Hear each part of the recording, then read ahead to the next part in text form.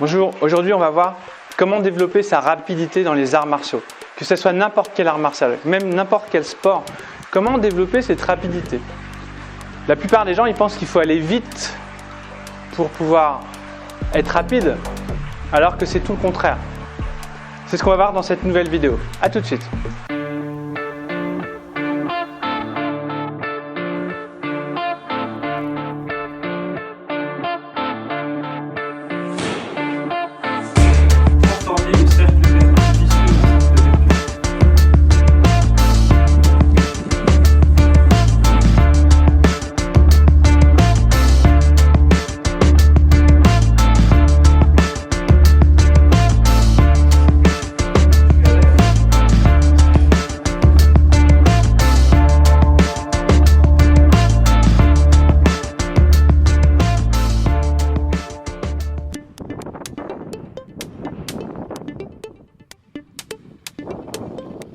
Dans cette vidéo, je vais vous expliquer comment développer votre rapidité. Pourquoi en Tai Chi on travaille lentement? C'est une bonne question, parce que la plupart des gens ont une interprétation assez faussée finalement de la raison. Déjà, il y a plusieurs raisons. Il y a une raison martiale aussi. Tout simplement, quand vous travaillez un mouvement, vous avez besoin de le décomposer. Dans les millimètres à l'intérieur du mouvement, vous devez décomposer, échantillonner le mouvement pour connaître le mouvement, pour que votre conscience connaisse le mouvement parfaitement.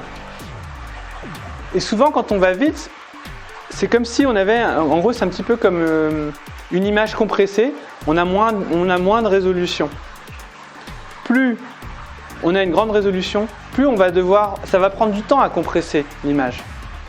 Ben, c'est exactement pareil. Là, on cherche à avoir le meilleur rendement, la meilleure résolution de notre mouvement. Ça veut dire que si je fais ça, si je fais ça, si je fais ça, je vais travailler, mais je ne vais pas comprendre, je ne connaîtrai pas toutes les facettes de mon mouvement. Par contre, quand je travaille lentement ici, il y a mon souffle que je peux travailler, il y a les relâchements. Si je suis suspendu, je ne me rends pas compte quand je vais vite. Il faut que j'apprenne à lâcher. Puisque c'est dans cette profondeur qu'on va avoir la force et la rapidité, dans son centre.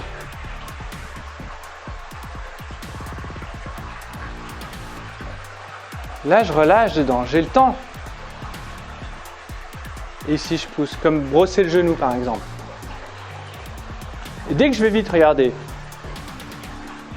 Vous sentez qu'il n'y a pas cette dynamique, il n'y a pas cet échantillonnage. Par contre, cette profondeur, tout simplement. Donc ça peut être n'importe quoi, ça peut être sur un coup de poing.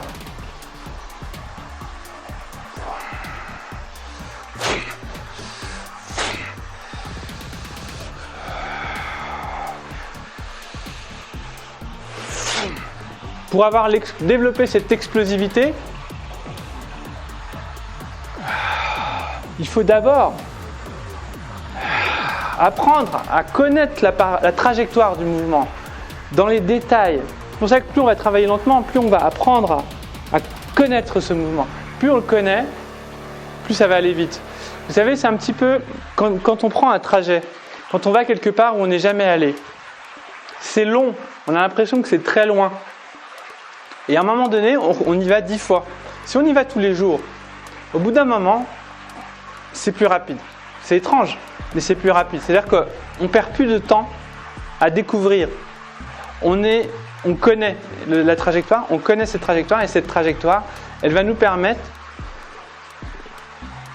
d'aller plus vite tout simplement, de gagner un petit peu de temps par-ci, par-là, et surtout d'être plus efficace.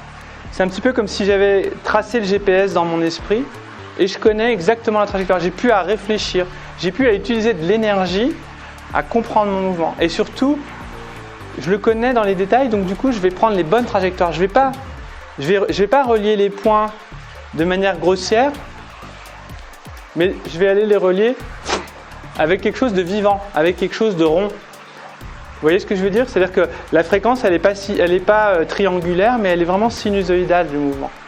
Ça va former des courbes, la trajectoire. Donc, quand je vais travailler ces mouvements ici,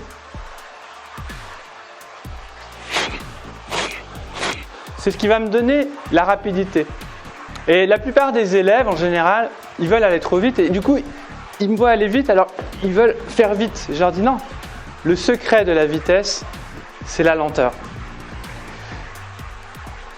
Prenez le temps. C'est un petit peu aussi, j'ai une autre image qui est intéressante. C'est un petit peu comme quand vous faites, si vous êtes menuisier et si vous voulez aller trop vite, ouais, qu'est-ce qu'il va dire le professeur? Il va dire non, pour l'instant, prends ton temps. Plus tu vas prendre ton temps, plus tu vas devenir efficace dans ton mouvement. Ça marche pour tous les mouvements, même pour les coups de pied. Donc si je veux monter mon coup de pied ici, je dois pouvoir avoir un ancrage solide dans la lenteur. Si je suis capable d'aller seulement vite et de relâcher le pied, j'ai pas d'efficacité et j'ai pas mon centre. Non seulement ça va travailler cette vitesse, mais ça va travailler aussi le centre. On centralise la force quand on prend notre temps. Quand on rabote une porte, quand on ponce quelque chose, on utilisera de moins en moins d'énergie. Plus on va devenir expert du mouvement, moins on va dépenser d'énergie. Donc c'est un principe de base, mais c'est vraiment important de le comprendre dans les arts martiaux parce que les gens veulent aller trop vite en général et c'est une perte d'énergie finalement. Voilà, imaginez que vous rabotez tout le temps vite, vous n'apprendrez jamais à raboter correctement. Pour faire des gammes de musique, c'est pareil, il ne faut pas aller trop vite. Pour faire la cuisine, c'est pareil, il faut déjà prendre son temps. Et à la fin, au couteau, on va couper très vite parce qu'on aura eu l'expérience d'être précis et on gardera cette précision dans la vitesse. Alors que si on va très vite, on n'est pas précis et on ne sera jamais précis. Voilà, c'est ce que je voulais vous partager. Donc c'est une vidéo qui a été faite suite à une demande par rapport à un commentaire. Si vous n'êtes toujours pas abonné à la chaîne, abonnez-vous. Vous pouvez aussi cliquer sur la petite cloche. Vous pouvez bénéficier des formations qui sont dans la description. Qigong, Tai Chi, rebootement. Et je vous dis à très bientôt pour une prochaine vidéo. Ciao les amis.